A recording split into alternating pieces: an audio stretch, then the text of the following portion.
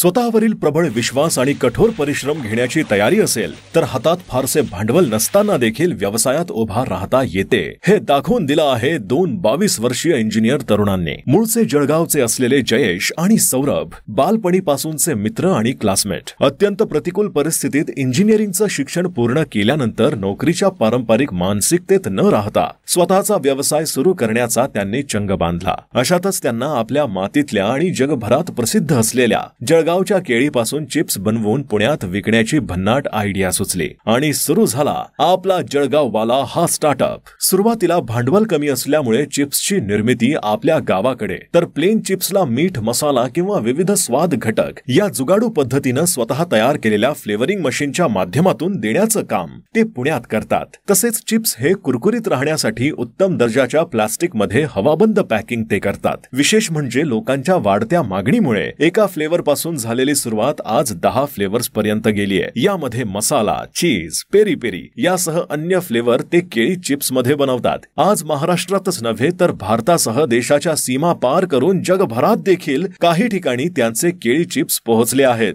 सौरभ आणि जयेश यांचे हे यश स्वतःचा व्यवसाय सुरू करू इच्छिणाऱ्या अनेक तरुणांसाठी येणाऱ्या काळामध्ये प्रेरणा देणारे नक्कीच ठरणार आहे। तर जयेश आणि सौरभ यांचा स्टार्टअप तुम्हाला कसा वाटला कमेंट मध्ये नक्की सांगा।